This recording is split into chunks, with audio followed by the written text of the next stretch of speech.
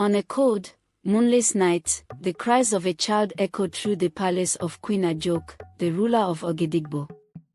She sat on her ornate throne, her fingers adorned with gold rings that glittered in the torchlight. Beside her, a newborn baby wailed in a basket, his tiny fists trembling. But this was not a night of joy, it was a night of wicked triumph. Queen Ajok leaned forward, her cold eyes fixed on the baby. "Silence him," she hissed to the nursemaid, her voice sharp and devoid of maternal warmth. The nursemaid hesitated, clutching the baby closer to her chest. "But Your Majesty, he's only a child." Queen Ajok interrupted, her lips curling into a cruel smile. "That child is mine now. His real mother is nothing, just a beggar who deserves her misery. Do as I say, or you will join her in the dust." The nursemaid obeyed, rocking the baby until his cries softened, but her heart ached with guilt. She knew the truth: this child was stolen from his mother, Edeora, a poor but kind-hearted woman who had no idea her world had just been shattered. Outside the palace gates, Edeora screamed into the night, her voice breaking like glass. "Obinna! My son! Give me back my son!" But the villagers turned away, too afraid of the queen's wrath to intervene. In her chambers, Queen Ajok smiled, cradling the child. "The gods have finally answered my prayers. What is stolen can never be returned," she whispered to herself, believing that her wickedness would never come to light. Little did she know, the gods were watching, and so was justice. Days turned into weeks, and the village of Ogidigbo buzzed with whispers. Many suspected the queen had stolen the child, but fear silenced their tongues. Queen Ajok, once pitied for her barrenness, now walked through the village with the baby in her arms, her face adorned with triumph. She announced to the villagers, "The gods have smiled upon me. This child is their gift, and no one will dare question their will." Her voice was sharp, daring anyone to speak against her. The villagers lowered their heads, pretending to celebrate, but unease lingered in the air. Meanwhile, Edeora, broken and desperate, roamed the village with hollow eyes, clutching the baby's empty blanket. Every night, she knelt under the sacred Iroko tree, calling to the gods of justice. "You see all things.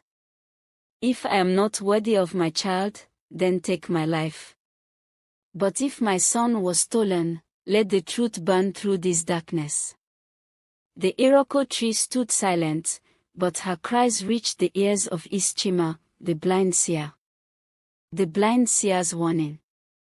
One market day, Ischima appeared at the village square, his frail figure leaning on a carved staff. His milky white eyes stared into nothingness, yet it felt as if he could see into everyone's soul. "The gods have sent me," he announced, his deep voice cutting through the crowd. "A great sin lies hidden among you.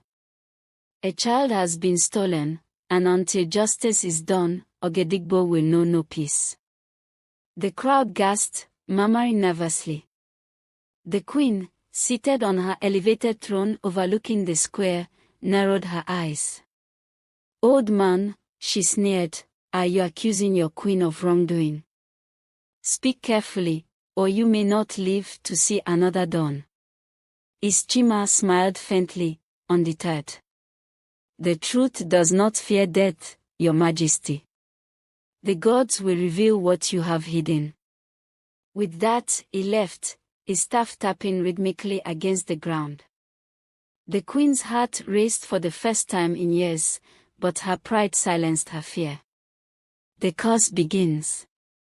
Soon after, strange events began to plague the village. The crops withered despite abundant rain. Rivers ran dry, and children fell ill. At night, the sound of a baby crying echoed through the village, though no one could find the source. The villagers, terrified, turned to the queen. "Your Majesty, what have we done to anger the gods?" The queen dismissed them with a wave of her hand. "The gods are testing us. Return to your homes and pray." But in her chambers, the baby, Obina, refused to be comforted. His cries grew louder, piercing through the silence of the night. The queen, desperate, summoned Ayakiki, the village priestess, to silence him. "You promised me peace," the queen screamed. "The gods promised you nothing," Ayakiki replied coldly. "You took what was never yours. Now the gods demand justice." Under the weight of the villagers' anger and the worsening calamities, the elders called for a trial.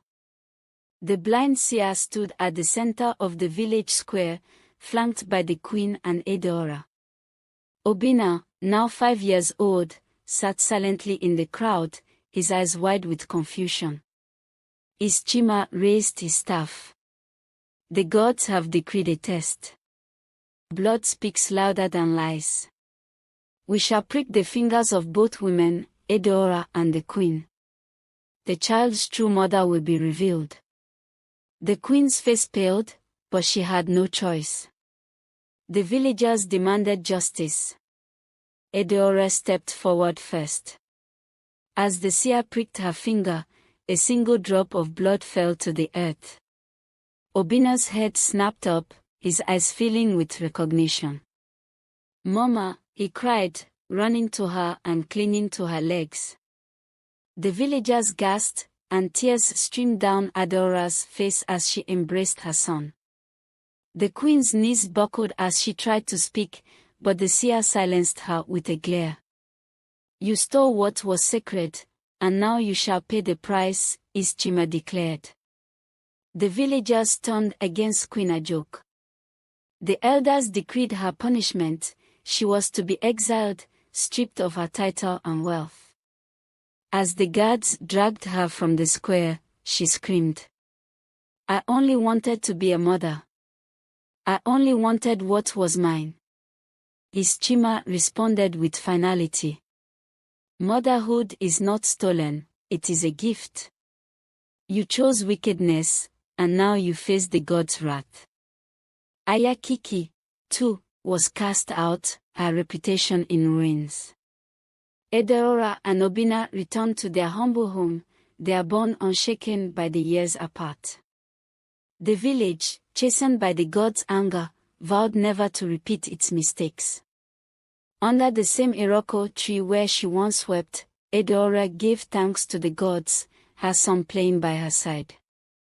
The village prospered again, its fields lush and rivers full. As for Queen Ajok, tales of her exile spread far and wide. Some say she wandered the forest, haunted by the cries of the child she had stolen. Others believe she was swallowed by the earth, a warning to all who let greed consume them. The story of the stolen child became a lesson passed down through generations. The truth may be buried, but it will always rise, like the sun after a long, dark night.